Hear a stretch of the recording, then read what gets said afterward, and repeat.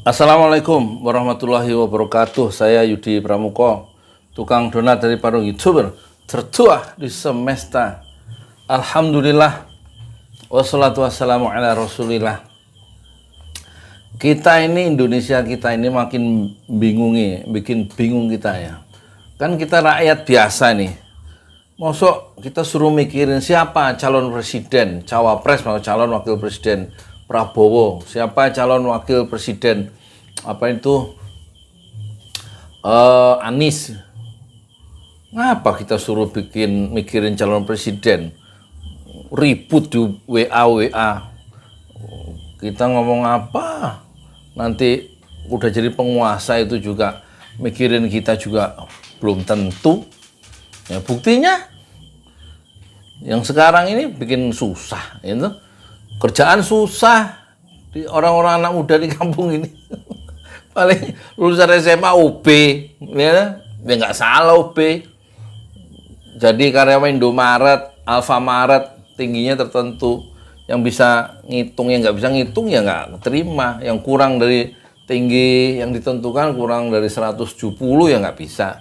Ya negara ini sebenarnya orang-orang itu tuh bisa nggak sih ngurusin rakyat itu dengan keputusan-keputusan politik yang kemarin itu ya, penguasa yang sebelumnya itu loh katanya berpihak bukan ke rakyat, berpihak ke oligarki, termasuk Omnibus Law. Kalau kita baca ya, siapa itu wawancara di podcastnya Abraham Samad itu loh, yang bekas ketua KPK dengan Jumhur Hidayat, ya kan, ngeri.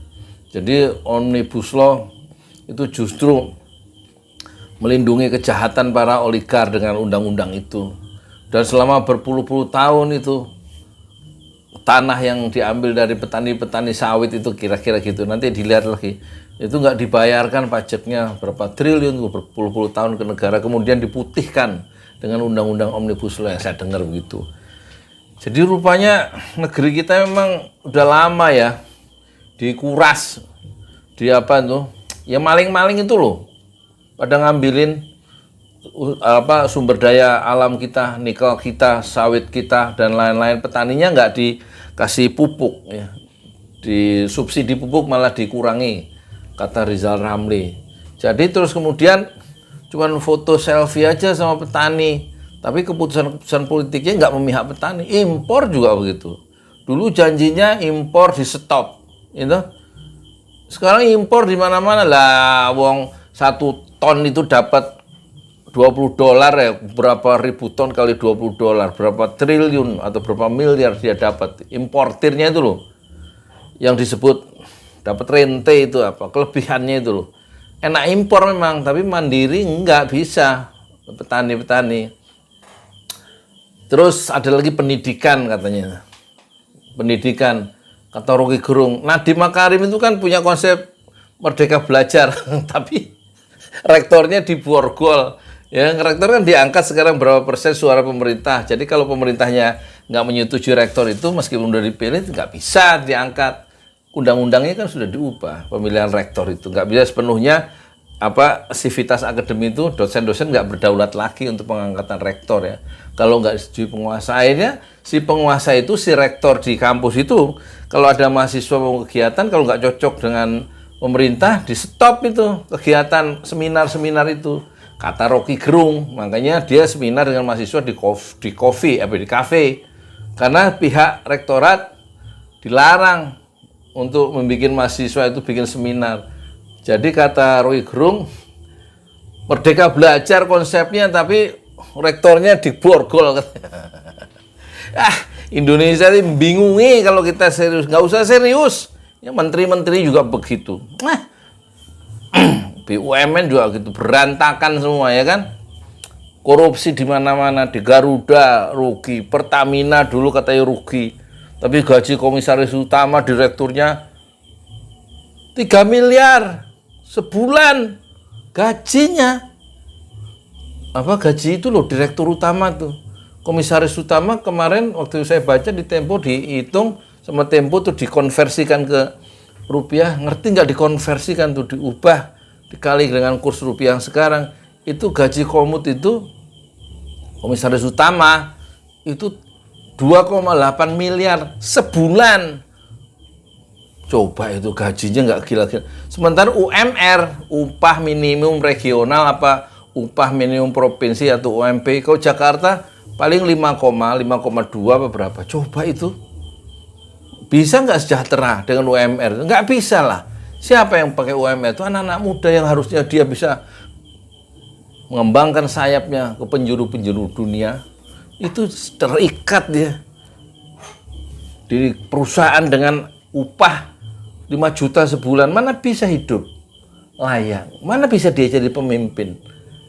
Anak 1, istri 1, rumah ngontrak. Lah, tanggal 5 udah koma, dia udah cari utangan. Coba itu. Gak bisa hidup dengan UMR. Siapa yang bikin UMR tuh? Kok minimum tuh? Kok nggak maksimum sih? Gitu loh. UMR ya zaman itu ada outsourcing. Tetangga saya itu 4 tahun dia kerja tiap hari, pergi diperpanjang, rajin dia. Sekarang jadi di Grab, putus gitu aja tahun keempat, nggak ada pesangon, nggak ada apa, putus. Outsourcing, coba itu. Padahal punya anak yang harus sekolah di pesantren dan lain-lain. Gitu. Ini Indonesia tuh pemimpin-pemimpinnya kan harusnya itu bikin Indonesia itu sejahtera, gratis kuliah tuh harusnya.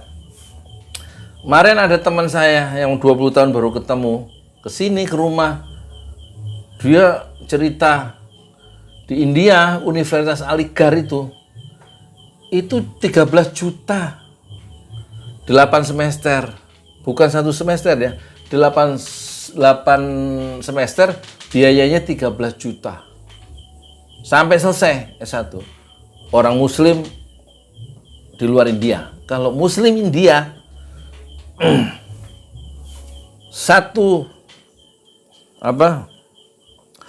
semester S1 biayanya piro iki? 0 rupiah.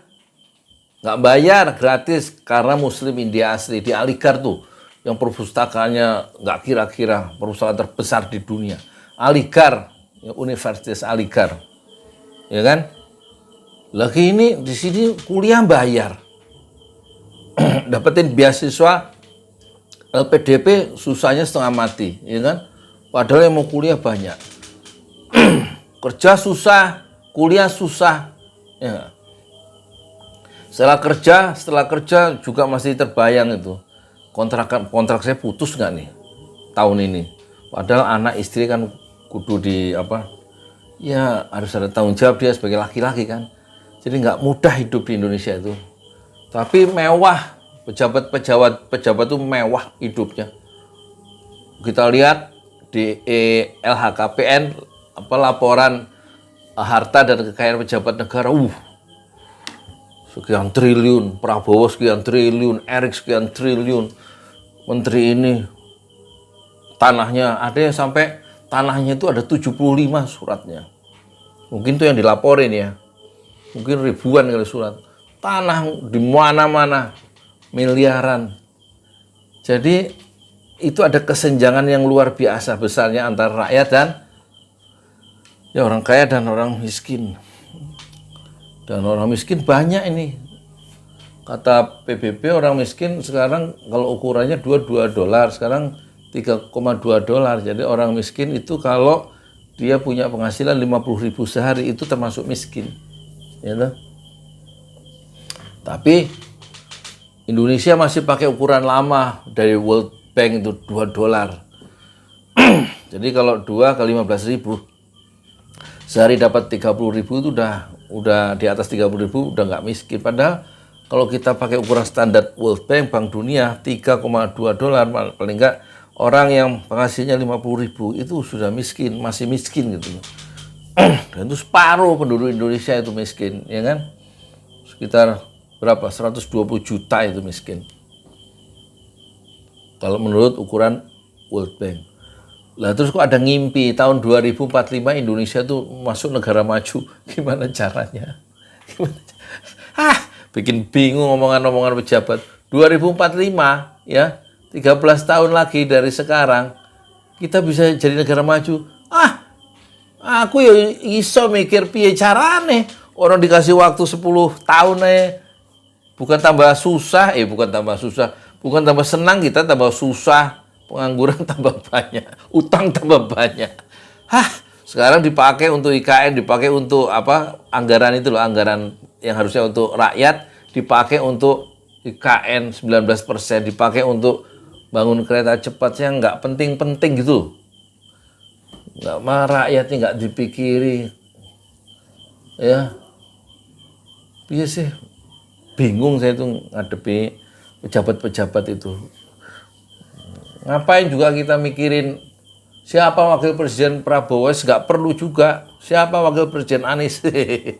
Bagaimana cari duit sebanyak-banyaknya untuk meningkatkan kesejahteraan keuangan keluarga. Itu loh bagaimana dipikirin. Laki-laki, suami kok di rumah main TikTok. Kerja. Dorong gerobak kayak apa kayak. Jadi saya marah-marah sendiri. Habis gimana dong kalau gitu? Pemimpin harusnya mensejahterakan rakyatnya. Aku hidup 10 tahun terakhir ngasih tukang donat. Besok aku mau jualan ini.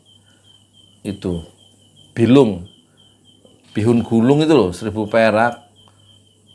Bihun wajan nyalain kompor yang panas, terus bihun nanti dilemparin gitu, terus kasih telur, terus gulung 1.000.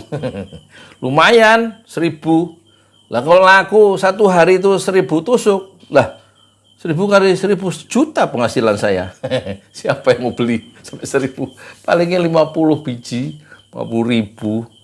Untungnya separuh, 30.000. Sebulan 900.000, lumayan buat beli beras, ya kan?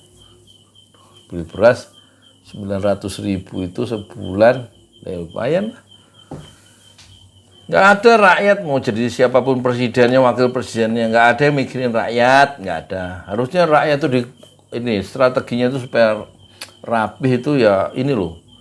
Kalau presiden baru nih, kirim jutaan anak muda dibiayain negara, ya merebut IT, high tech maksudnya, ya, menghidupkan lagi itu pesawat R80-nya Habibie itu, kasih perlindungan politik, proteksi politik dari pemerintah, kasih APBN, memang jangka panjang itu, tapi nanti menghasilkan industri high tech yang membuat otak anak-anak itu dinamis dan punya added value yang tinggi kalau pesawat itu kan.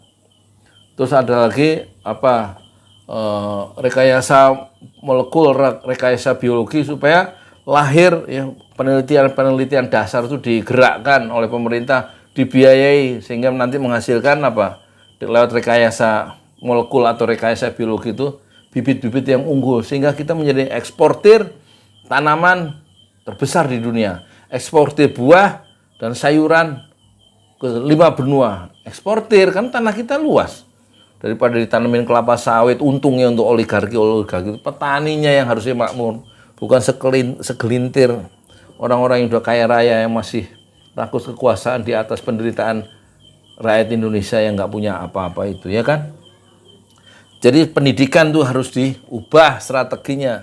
Nadiem Makarim itu harus diganti, cari yang lebih visioner. Ini mah kita jadi kuli-kuli di perusahaan orang lain ya. Iya nggak?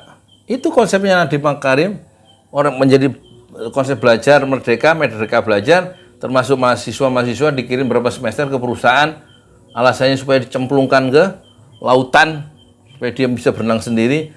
Ya akhirnya dia masuk dalam struktur kapitalisme global, menjadi sekrup, menjadi tukang-tukang ya. Jadi akhirnya Indonesia adalah punya fenomena negeri tukang, negeri kuli. Tapi pendidikan S1, S2, S3 nggak punya perusahaan sendiri. Lah itu karena konsep merdeka belajar itu. Beda dengan Habibie, 2%. Satu negara yang penduduknya 2% menguasai high tech, itu negara itu maju. 2% aja. Itu yang harus digarap sebenarnya untuk presiden mendatang itu. Ya kan? 2%, nggak usah banyak-banyak, ya nggak? Kampus tuh harus bebas lagi, pertukaran percakapan intelektual itu. Enggak terus bentar-bentar dilarang ngomong sama mahasiswa, dilarang ngomong masuk kampus ini itu, kata Rocky Gerung. Benar juga tuh Rocky Gerung, meskipun agamanya non-muslim, pikirannya canggih ya. Ditakutin sama istana. Ya wes gitu aja ya. Panas ini ruangannya. Harusnya dipakai itu ya. Apa namanya? PK satu PK atau setengah PK itu AC itu loh. Bukan kipas angin, kalau kipas angin masuk suaranya. Ada yang mau nyumbang nggak? Ini AC. Jadi saya ngomongnya lebih enak. Ya wes, terima kasih ya. Assalamualaikum warahmatullahi wabarakatuh. Saya Yudi Pramuko, tukang donat dari para YouTuber tertua di semesta Fasbir Sobrun Jamilah. Sabarlah dengan kesabaran yang indah. Assalamualaikum warahmatullahi wabarakatuh.